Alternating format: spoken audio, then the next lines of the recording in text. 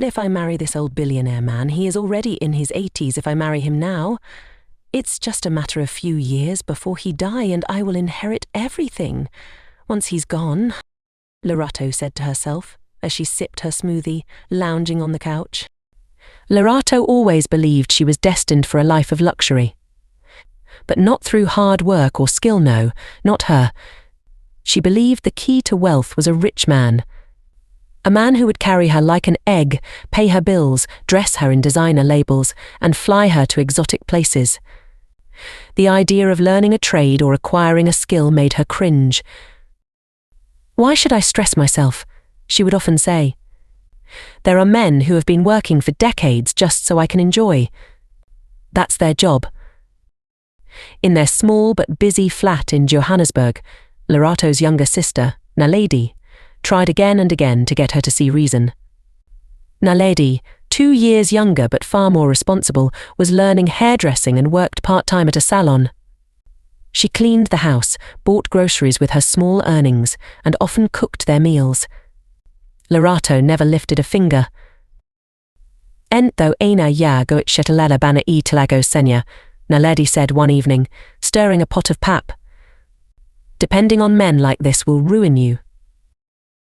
Lerato rolled her eyes dramatically, lying across the couch with her phone in hand, scrolling through Instagram. "Why are you always so dramatic, Naledi?" "Look at this," she said, turning her phone around to show a picture of a girl she followed. The girl wore a Gucci dress and posed in front of a luxury car. "Do you think she's suffering?" "No, men are meant to take care of women." Naledi sighed. "You don't know her story, Lerato. Maybe she works. Maybe she has a business." "Hi, please," Lerato scoffed. "Stop preaching. You sound like Mama. Just say you're jealous." Naledi said nothing more. She had tried too many times. Lerato's best friend, Thandi, was just like her, only worse. If Lerato was looking for encouragement, Thandi always had it ready. "Girl, I met a guy last night. He drives a Range Rover." "I swear," Thandi said, chewing gum loudly as they walked through Sandton City Mall. "He took me to a lounge in Rosebank. I told him I have a beautiful friend who needs spoiling too." Lerato's eyes lit up. "You're the best, Thandi. Who says we need to suffer?" The two laughed and strutted into a boutique, trying on expensive clothes they couldn't afford.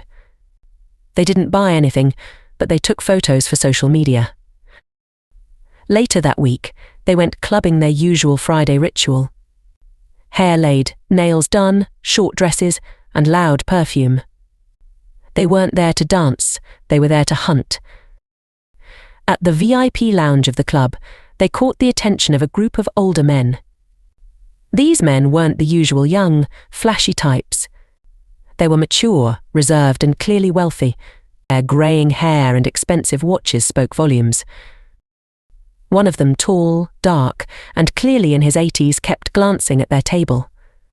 Eventually, he stood up and walked over, with a calm but confident air. "Good evening, ladies," he said, his voice deep but gentle. "May I join you?" Thandi gave him a cold glance and looked away. Lerato smiled politely but nudged Thandi under the table. "Hi," Lerato said sweetly, batting her lashes. "Of course, have a seat." The man sat down slowly, placing his glass of whiskey on the table. "I couldn't help but notice you two. Beautiful ladies. My name is Mr. Duma." Thandi was uninterested, checking her phone and texting furiously. Lerato leaned closer to the man, still smiling. "Well, it's lovely to meet you, Mr. Duma. I'm Lerato, and this is my best friend Thandi." Mr. Duma nodded respectfully. "Lovely names. You girls remind me of my daughters." Thandi rolled her eyes slightly.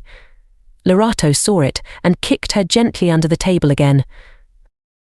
"Thandi's just shy," Lerato said quickly. "She's more of a mystery, you know." Mr. Duma chuckled. Nothing wrong with being reserved. After a few minutes, the man leaned slightly toward Thandi. Would you mind if I got your number? I'd love to take you out to dinner. Thandi nearly choked on her drink. I don't think so, sir. I mean, you're older. Thandi. Lerato hissed under her breath, trying not to look annoyed. Mr. Duma smiled gently and stood up. No worries, young lady. It was worth asking. Have a great evening. As he walked away, Lerato grabbed Thandi's arm. Are you mad? That's our jackpot. Thandi wrinkled her nose. Lerato, the man is old.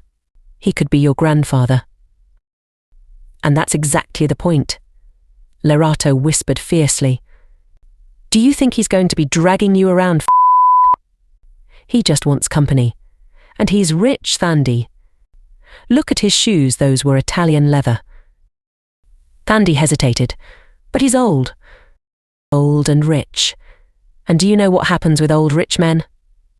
They write you into their will. Lerato said, wide-eyed. He's going to give you money, cars, maybe even a house. You can still date whoever you want on the side. Thandi giggled. You're insane. No, I'm smart, Lerato replied, already typing something on her phone. I'm giving him your number. What? Lerato. Relax. I'll smooth it over. You'll thank me when you're driving a Porsche. Thandi stared at her best friend, unsure whether to be angry or amused. You're actually serious? I am. We don't get offers like this every day. Stop thinking with your emotions. Think with your bank account. Lerato stood up confidently, smoothing her tight dress and walking toward Mr. Duma's table. A few minutes later, she returned with a triumphant grin. He's expecting your call tomorrow, she whispered. Thandi covered her face with her hands. Yo! Lerato laughed, sipping her cocktail. This is it, babes. We've been waiting for our big fish and we just caught a shark. Lerato had never been the patient type, especially when there was money involved. Ever since that night at the club, her thoughts kept drifting back to the older man, Mr. Duma. She couldn't get over how calm he was, how confidently he spoke, and, most importantly, how much wealth he seemed to exude from head to toe. One afternoon she sat at her vanity table, brushing her long braids while scrolling through WhatsApp. She glanced at Thandi's status, hoping to see a clue, maybe a dinner date, a new handbag, or a fancy restaurant. But there was nothing. Later that day she invited Thandi over. So Lerato began as she passed her friend a glass of wine. You and that sugar grandpa, are you finally talking? Thandi rolled her eyes. Lerato, I told you I'm not interested. That man has been calling me, yes, but I just ignore it. He even left me a voicemail. Eh? He's still calling. Lerato sipped slowly, pretending to be casual. You haven't even returned one call. Not even one, Thandi said proudly. I told you already he's too old. I don't care how rich he is, I just can't force it. His name is, what was it again, Jafta Duma or something? Lerato's hand froze mid-air. Jafta Duma? She repeated slowly, like the name unlocked something in her mind. Yeah, why? Thandi laughed. You're acting like you've heard of him before. Hi, nothing, Lerato said, waving it off. The name sounds familiar. But her heart was racing. She plastered a fake smile on her face and changed the topic. Inside, her thoughts were already spinning. Where have I heard that name before? That night, as soon as Thandi left, Lerato grabbed her phone. She typed Jafta Duma into Google and held her breath. Within seconds, search results flooded her screen. Jafta Duma, South African mining magnate. Net worth, R5.2 billion. Photos of the old man popped up the same face, now with a suit and tie at business conferences and charity events. Her jaw dropped. "Yo," she whispered, eyes wide. "This man is a whole billionaire." She leaned back on her bed and stared at the ceiling, already planning. And Thandi just left him hanging? This is my man now. The next day, she paid Thandi an unannounced visit. She brought her usual charm wine, meat pies and gossip. Thandi laughed as they caught up, watching TV and scrolling through TikTok. "Let me just go use the bathroom quick," Thandi said, getting up and leaving her phone on the couch. Lerato's eyes zoomed in on the device like a hawk. She waited until she heard the bathroom door close. Then, swiftly, she picked up the phone and opened the call log. Mr. Duma's number was easy to find. He had called just the day before. Lerato quickly memorized the digits and typed them into her own phone. As soon as Thandi came back, she acted like nothing happened. That night, alone in her bedroom, Lerato sat up in bed, her heart pounding. She stared at the number for a while before finally pressing call. "Hello," came the deep, familiar voice. "Hi, good evening. Is this Mr. Jafta Duma?" she said in her sweetest voice. "Yes, speaking." "Who's this?" "It's Lerato. We met the other night at the club. I was with Thandi." There was a pause. "Oh, I remember you. Thandi's friend, right?" "Yes," Lerato giggled softly. "I hope you don't mind me reaching out. I felt like I should have been the one talking to you that night. I've thought about it since." Jafta chuckled. "This is unexpected, but not unwelcome. You're a bold one." "I just believe in chasing what I want," she said coyly. "I like that," he replied. "Would you like to have dinner with me tomorrow night?" "I'd love to."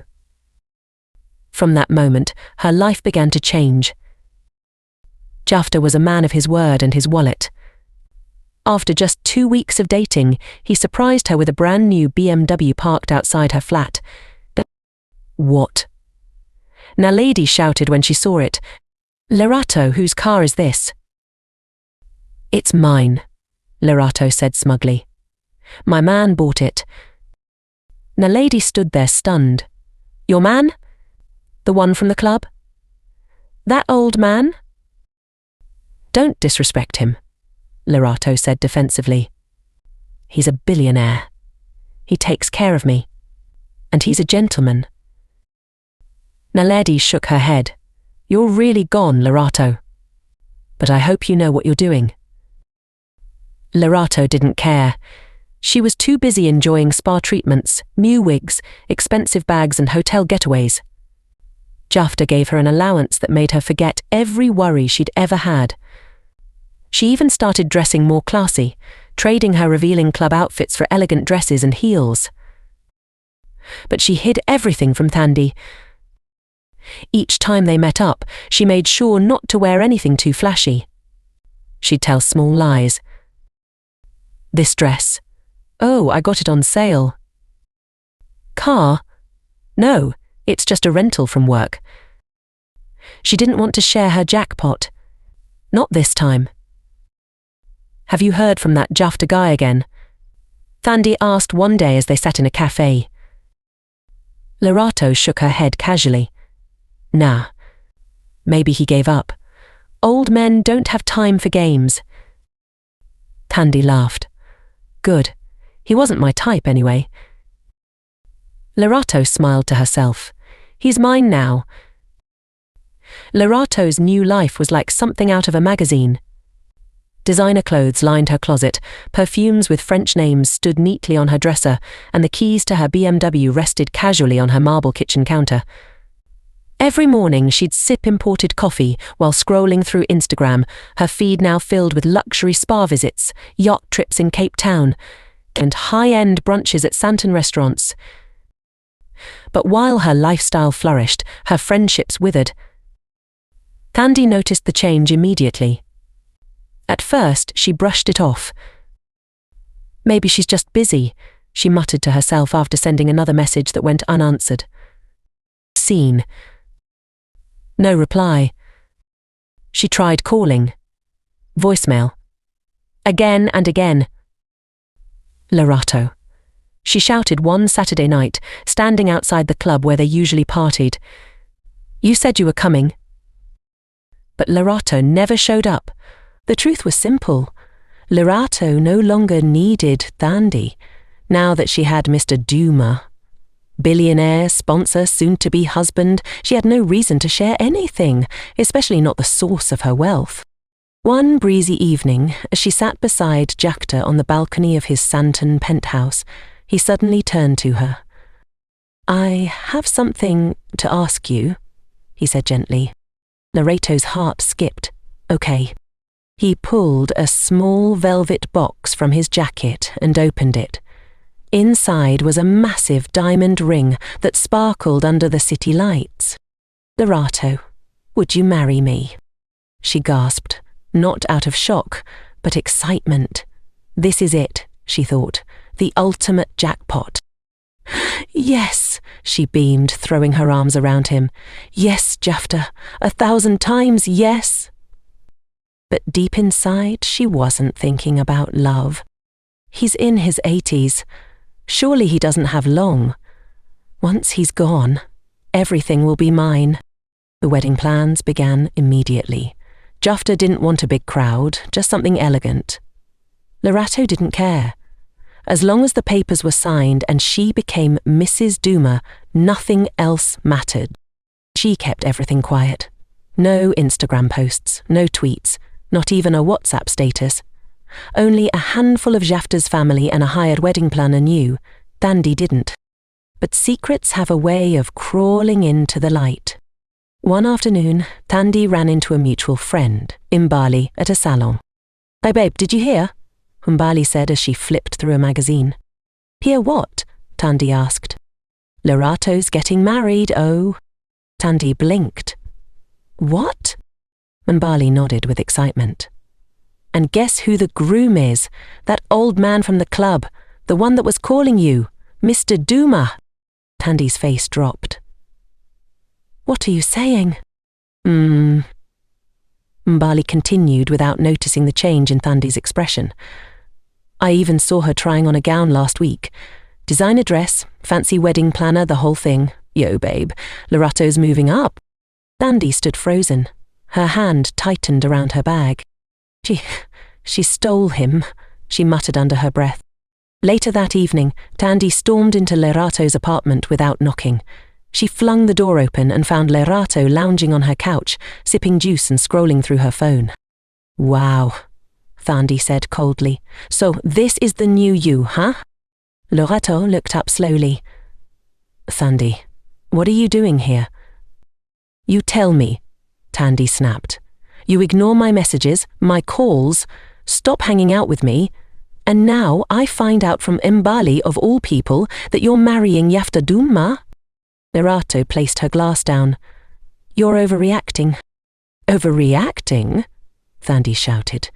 That man was calling me Lerato, and you knew. You're the one who gave him my number. And you didn't want him, Lerato yelled back. You literally said he was too old, Thandi. You weren't interested. That doesn't give you the right to go behind my back, Thandi shouted. You stole him. Lerato stood up. I didn't steal anything. You rejected him. I just took an opportunity.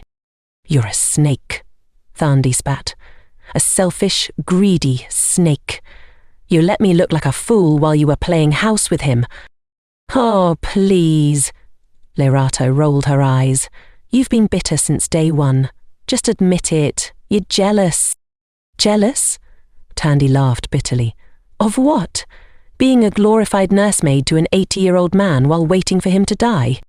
Lerato's face turned red. Watch your mouth. No, you watch yours, Thandi shouted.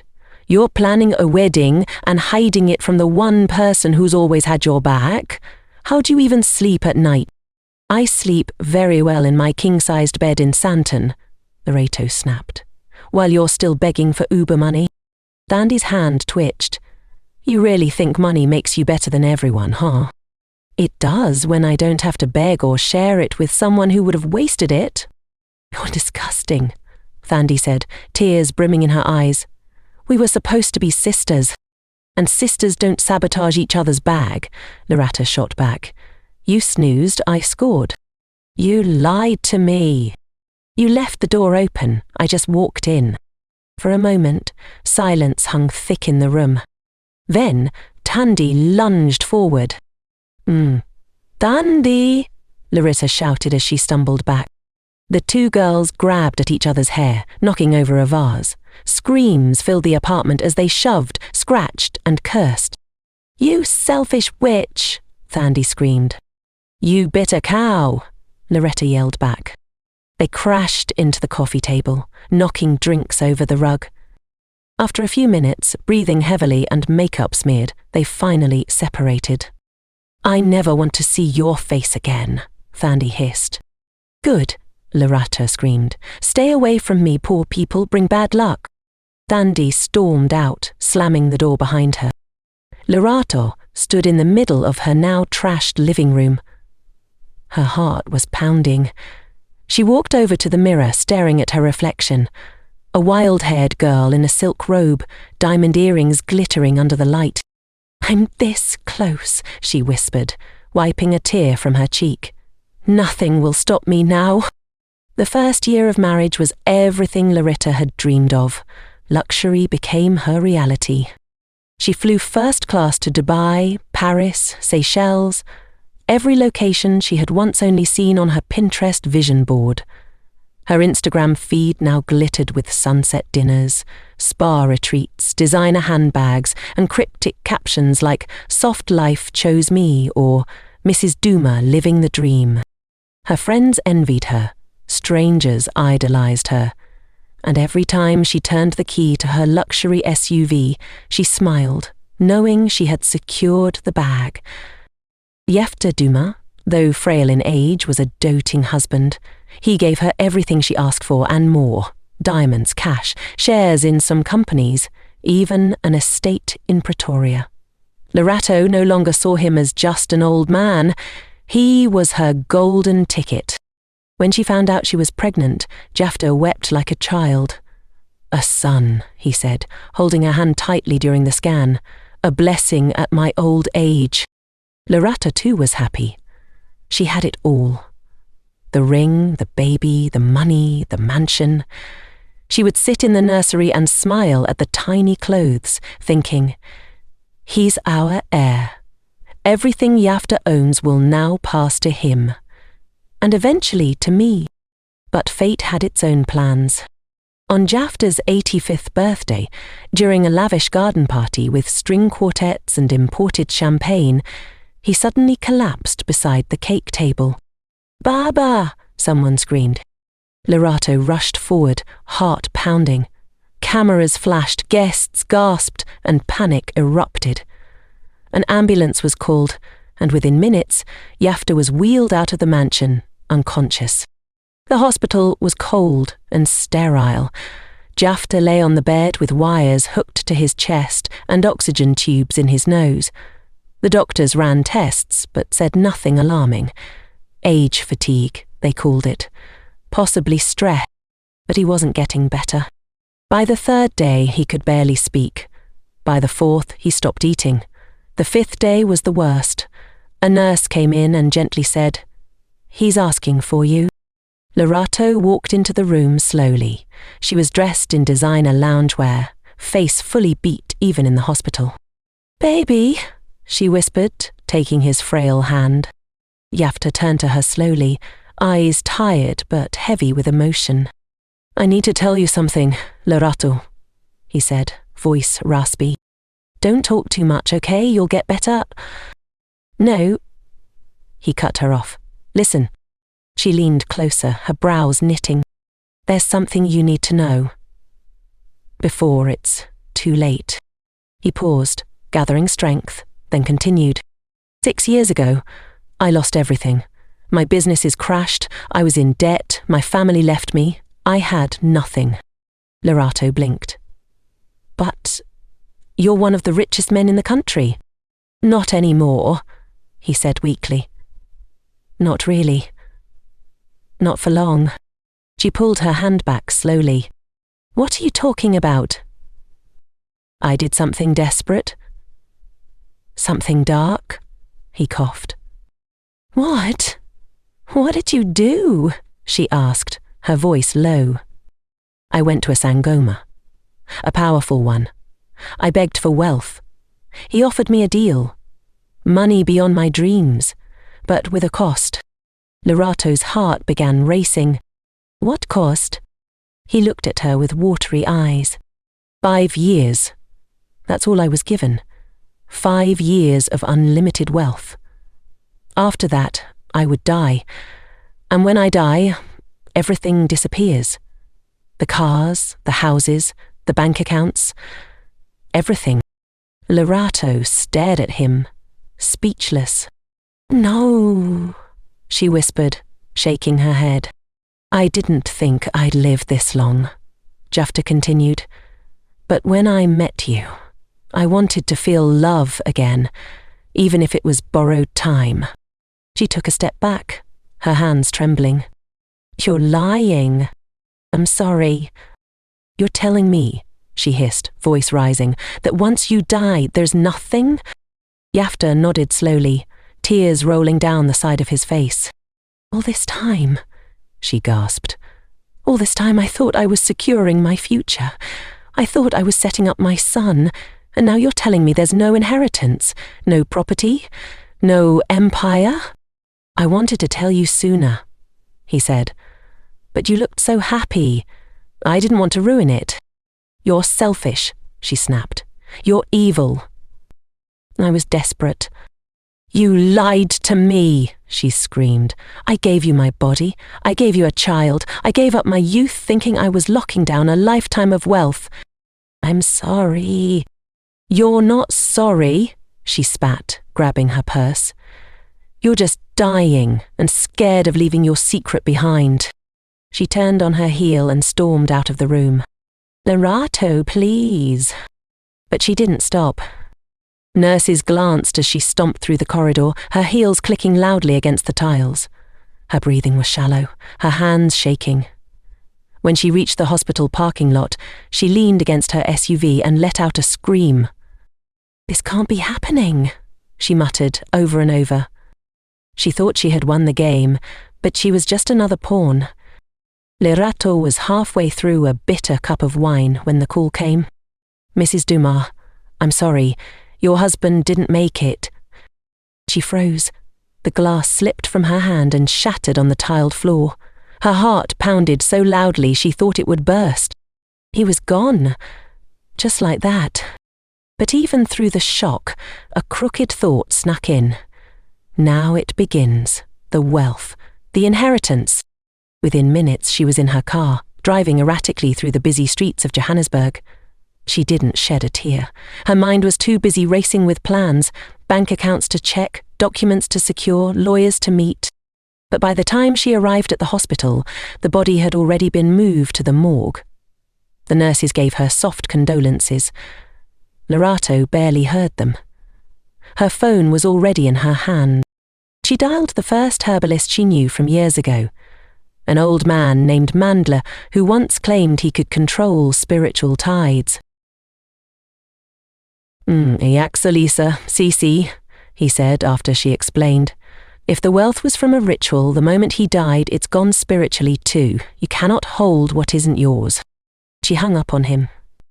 She called 2 others. One asked her for $50,000 up front before he could try. The other ghosted her after hearing the name Jafta Dumas. Panic set in. By the next day, she was at her lawyer's office trying to sell off 2 of Jafta's houses in Sandton. The document still bore Jafta's name, but the lawyer, greedy and hungry for his cut, assured her it would be a clean deal. She signed quickly. Desperation had blinded her. 3 days later, she walked into the bank to cash the check. When she handed it to the teller, the woman frowned. This account doesn't exist anymore. What do you mean? Lerato barked. "I have a check." "It's fake, Mum." Lerato's throat closed up. "That's not possible. I just... Do you want to speak to our fraud department?" She stumbled out of the bank, legs weak. She didn't even know who had scammed her. The buyer? The lawyer? Both? As she drove to one of Jafta's warehouse companies, her phone buzzed non-stop. Creditors, company staff, government bodies, all demanding answers. That afternoon, she arrived at the warehouse only to find it in flames. Thick black smoke coiled into the sky as firefighters struggled to control the inferno. She screamed. "Who did this?" A guard turned to her with a hollow look. "We don't know. We just saw the flames." Another loss.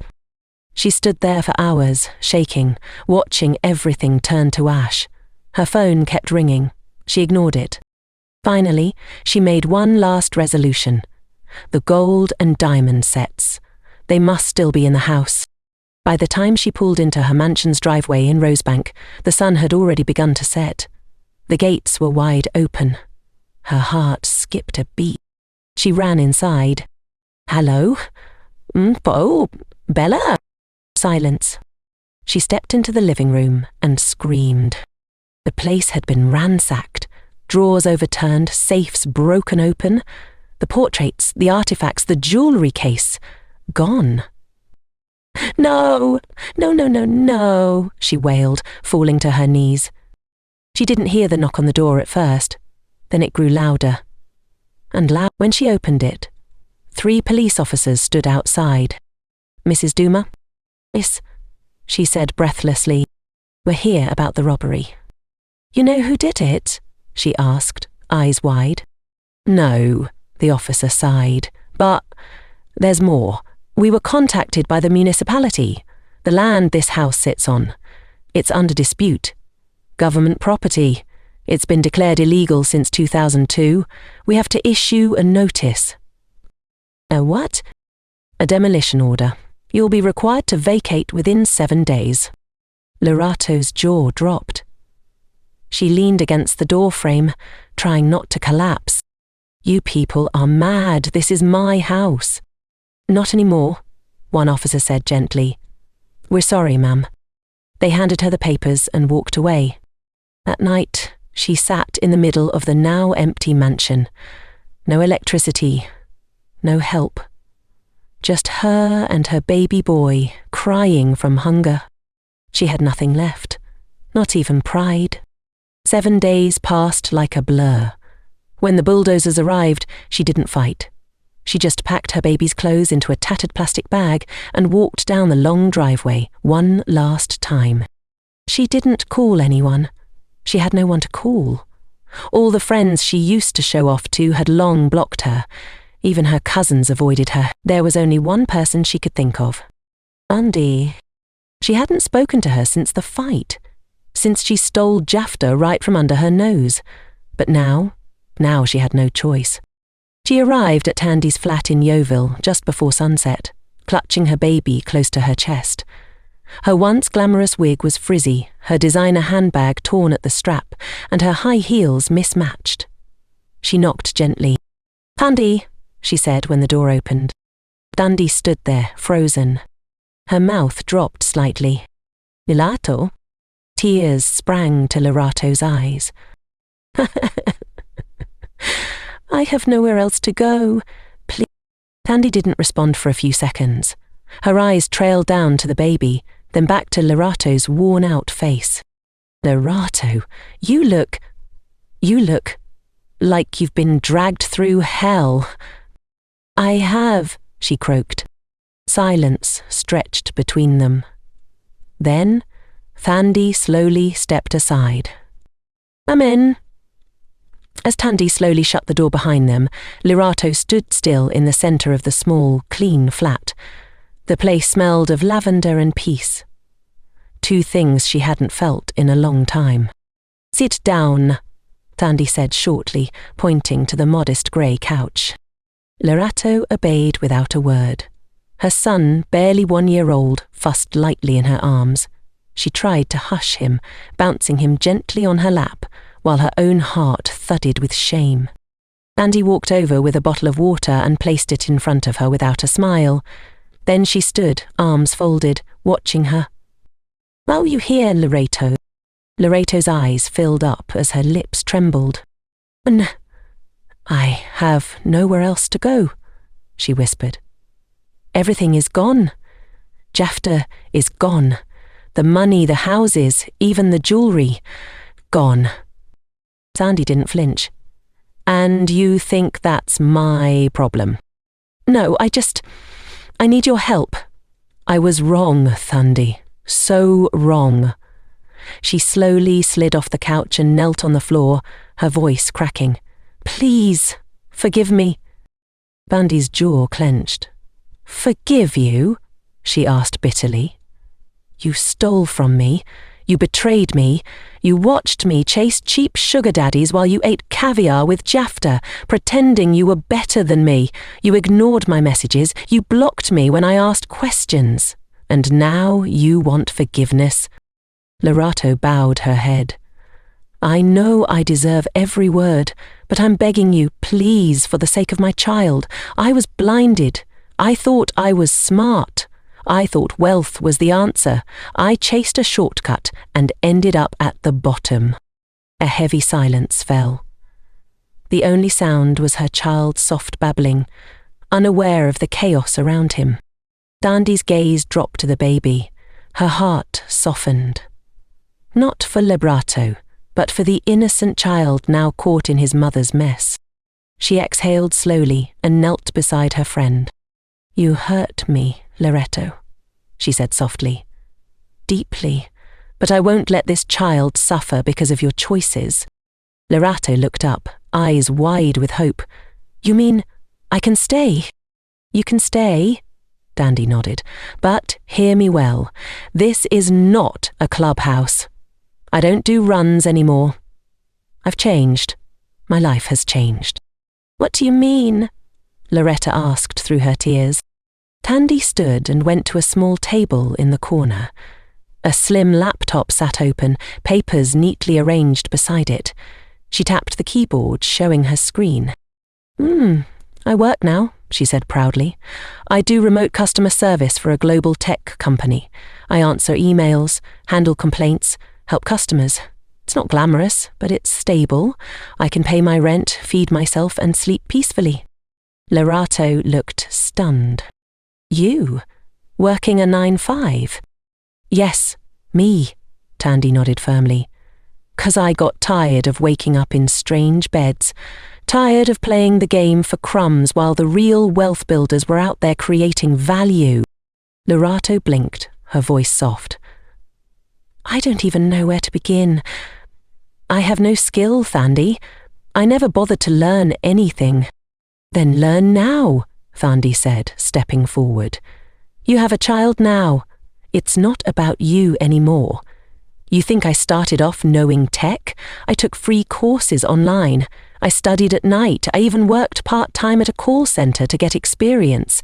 You have to be willing to change." Lerato stared at her, lips parted. "I want to," she finally said. "I'm tired.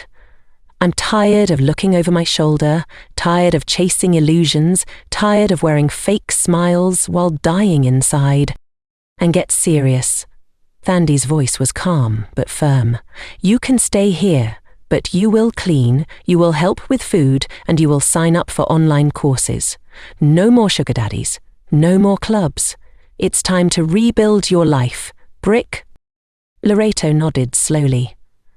"Thank you, Thandi. I promise I won't let you down." Thandi nodded once, walking toward the kitchen. "Start by bathing that baby. He smells like dried milk and stress." Lerato let out a small laugh, the first in weeks. She held her son tighter and whispered, "Things are going to be different now. I swear." Later that night, after Lerato had fed her son and laid him to sleep on a folded blanket beside the couch, she sat next to Thandi, who was typing rapidly on her laptop. "You really seem happy," Lerato said quietly. "I am," Thandi replied without looking up. "Peace of mind is better than champagne with anxiety." Lerato nodded thoughtfully. I used to think money was everything, she said. But it slipped through my fingers like water. I had no character, no plan, just greed. And now I'm starting from scratch. That's the thing about shortcuts, Thandi murmured. They feel fast at first, but they always lead you off the road. Lerato looked at her old friend with new eyes, not as a fellow party girl, but as a woman who had grown, who had learned. And now it was her turn. She stood, walked over to her son and stroked his cheek. For you, she whispered. I'll build a new path. No more easy roads, no more lies.